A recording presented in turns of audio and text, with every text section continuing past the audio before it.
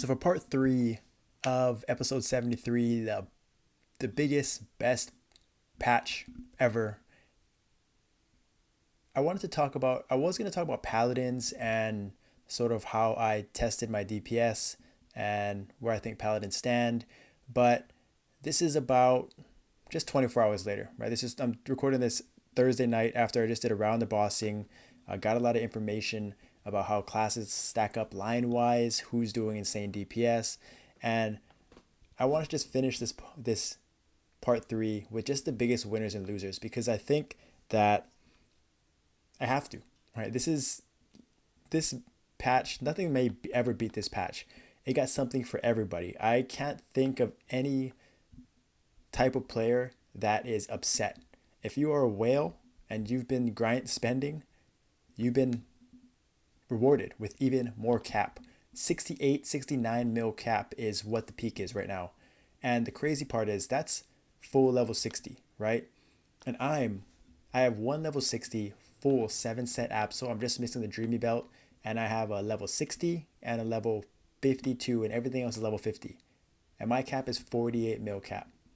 That's 20 mil cap less than that mega whale, the number ones, right? And it shows in the DPS.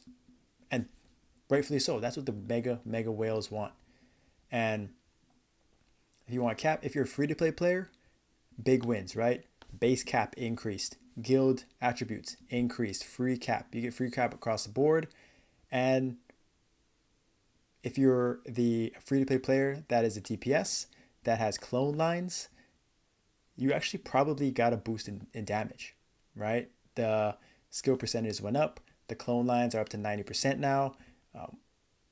And it's 90% of the cap. It's not 90% of your damage. So you probably weren't capping to begin with. I know paladin players that are middle tier that watched me re-rolled to paladin, thought they were very good, and kind of were disappointed when they saw that the lines weren't capping. I get that so often. And now those lines are probably going to hit them much harder just for free, just per the rebalance, right? And so there's that side, free to play players that are able to do more content. I know people that were struggling with normal Damien that cleared with 2 minutes remaining, right? And now they're already thinking about hard Damien. I know people that last minute did Lucid.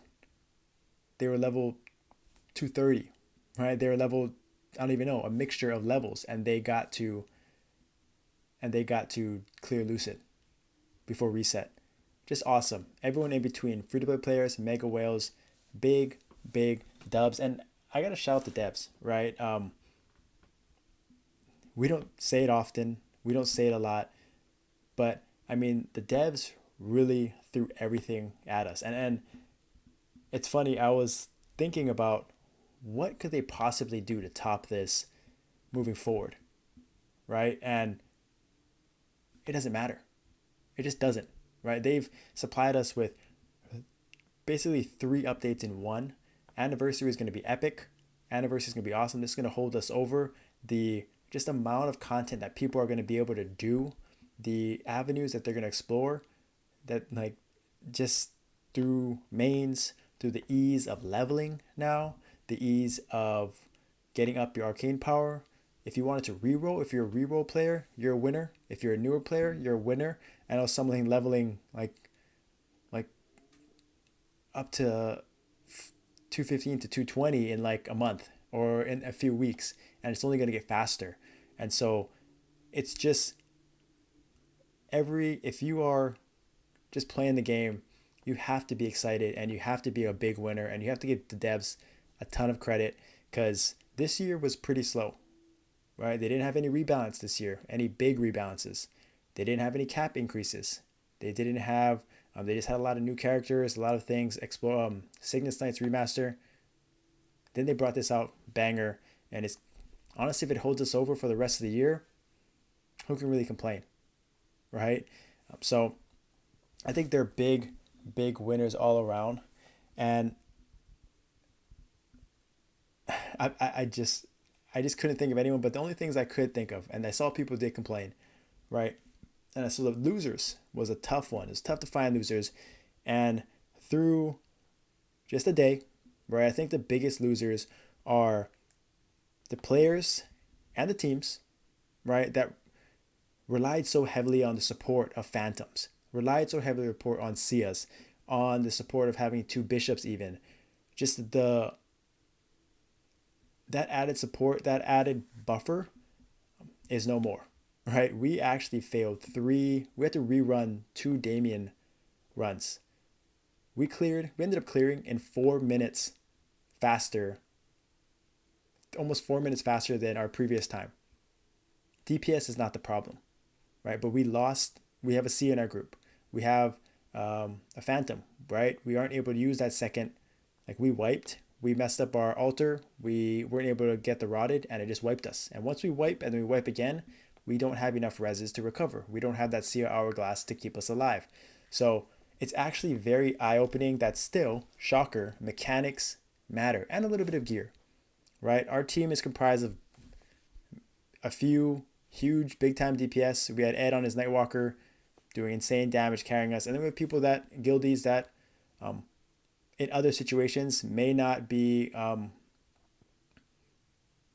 may not have been qualified, but mechanically very sound and just have to be a little bit more sound, right? There's less room for error, right? Very good players. That's why we have them. But I think that it was very eye-opening how impactful, Sia's Hourglass is. Having that TL to res again, the back-to-back reses. We even failed Lucid in phase 1 because we ended up wiping once with the one-shot wipe and then wiping again in phase 1. We didn't have a second res, right? A second mass res. So things like that are, I think we got a bit too relaxed. I got a little bit too relaxed with the DPS, seeing how fast teams were clearing. And I think people also as well were still getting used to their classes, their rotations. Things are getting killed faster. Cooldowns are coming up sooner.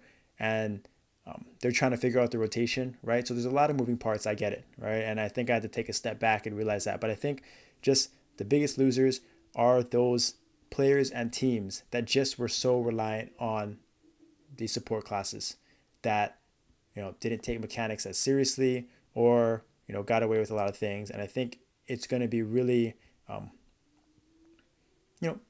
telling, good or bad, how people quickly pick it up, how quickly people adjust, or how it just keeps getting worse and worse, and how it really shows sort of weaknesses, right? But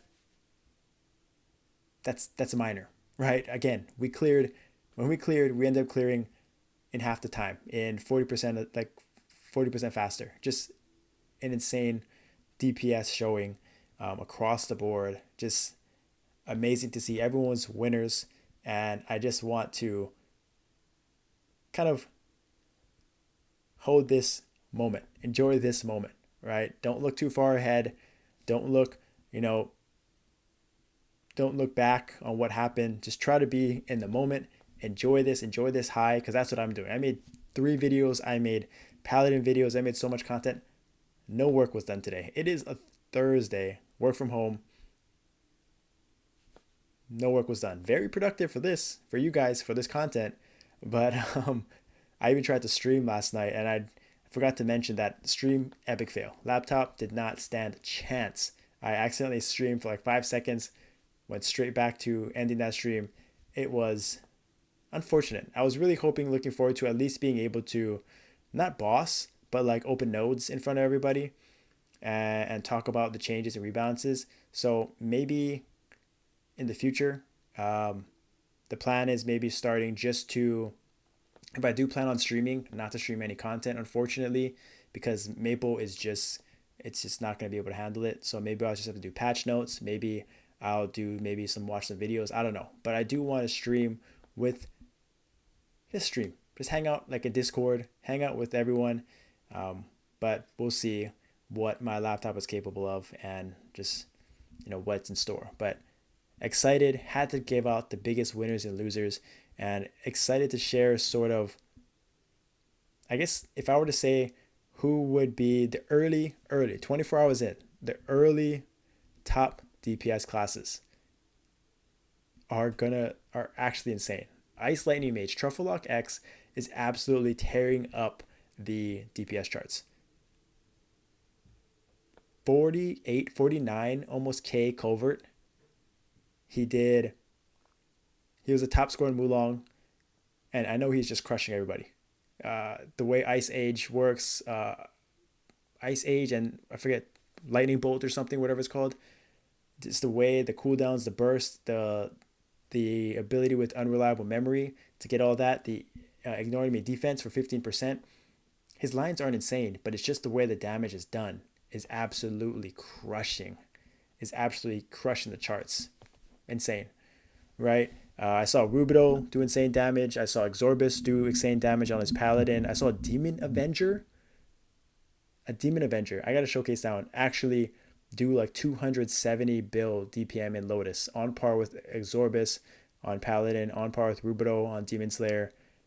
Just insane. I can't wait to see what some Phantoms do, what some Lumis do, what if there's a Mercedes out there. I just can't wait to see the PRs and the things that people are doing, because this is still early, but the big class winner so far seems to be Truffle Lock X. And shout out to Ed on Truffle Locks, the Nightwalker. Just he hit his chaos, went from chaos to Absol on his second weapon, one tap or two tapped it. Now he has an Absolab EXP level 50 weapon. Absolutely disgusting, absolutely insane. So I had to shout out him. But thank you for watching. Thank you for listening. Part 3. More content to come. Just so much stuff in the works. But that's what it's about. Thank you again. Like, subscribe.